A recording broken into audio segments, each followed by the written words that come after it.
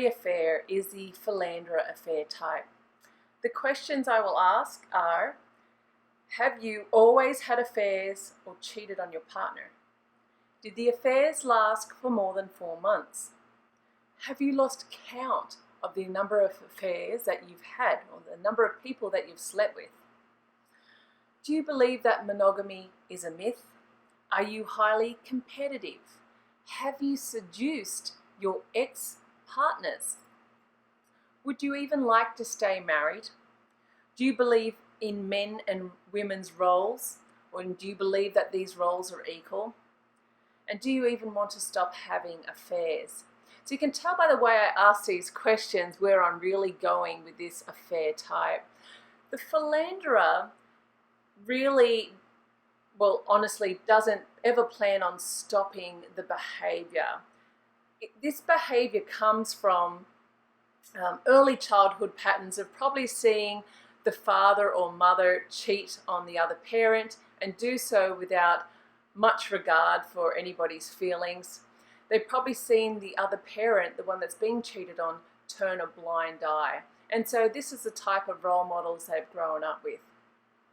The philanderer is part of a boys' club, even though both boys and girls can be philanderers. And so when they get into the locker room, for example, think of what happened with Trump, you'll hear them talk really in derogatory ways about the opposite sex.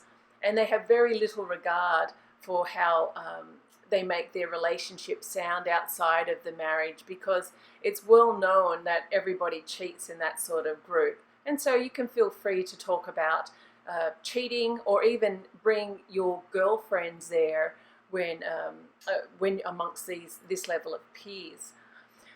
There's very sexist attitudes. They don't believe in monogamy, even though if you ask them this question in therapy, or if you were asking them this question on the news or even in other social circles, they would absolutely believe in monogamy. There's no guilt from the affairs because it is considered okay, and so long as you're providing for the partner and the partner is kept in check, then why would you even think twice about it? It is probably your right to do as you please, because you're tolerating your partner or your spouse, or you're doing whatever you can to be an uprighteous person and so forth. You're highly manipulative and you're a very seasoned liar. Now, this is really hard to say, isn't it? Especially if you're listening to this and you're determined that you're a philanderer. But right now you're facing the possibility of your partner finally leaving you. And this can really affect the status of you and your family. You know, divorce doesn't look good to somebody who prides themselves on having everything in control.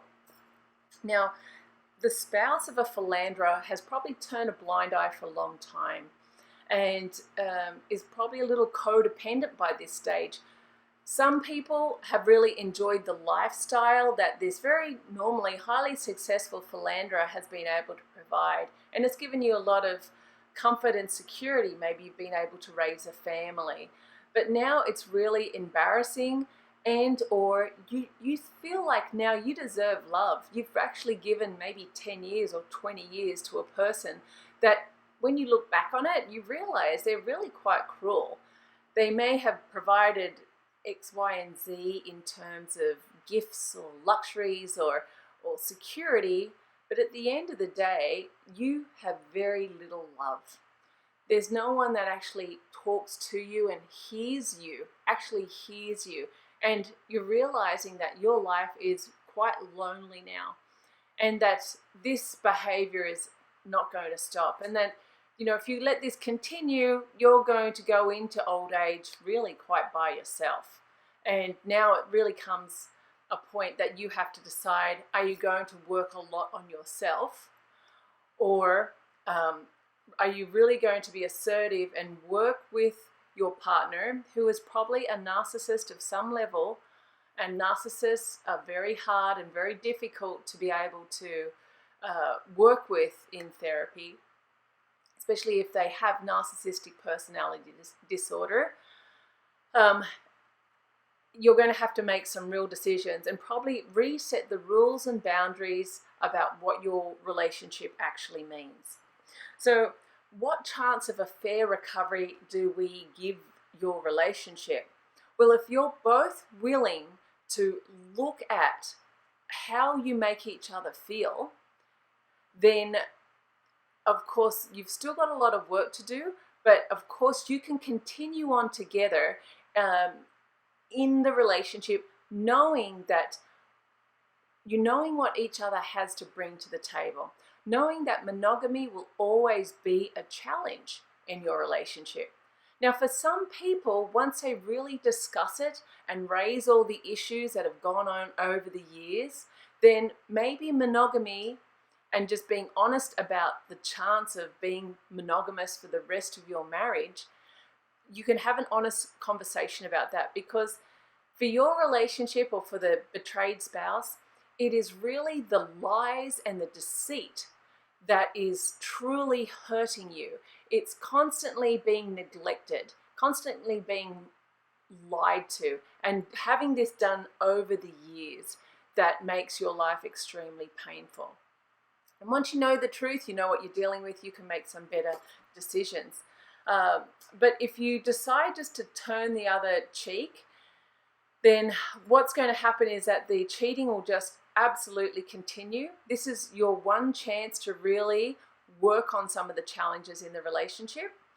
And, as for the philanderer, you will always cheat. If you do divorce, for example, if you don't make it through, you're going to continue cheating and having really dysfunctional relationships until you get to an age where you feel like, I really am lonely and I've made lots of mistakes. And that's probably, definitely too late. For the spouse that's gone through decades of this, you're going to need a lot of personal work. When we go into the stage 3 or step 3 of our program, personal healing, you may need even to do a lot of this work by yourself. And it's really important that during this program, you spend a lot of this time working through all of these stages so you can find out who you are and what you truly want and what do you really need. This is very important because you need to be able to share this with your spouse that's cheated on you. And if you don't make it through, you need to be able to clearly share it with somebody else. Because if you don't, the likelihood of you meeting someone else like your spouse that's been cheating on you is also very high. Or you may not feel comfortable getting into a relationship again.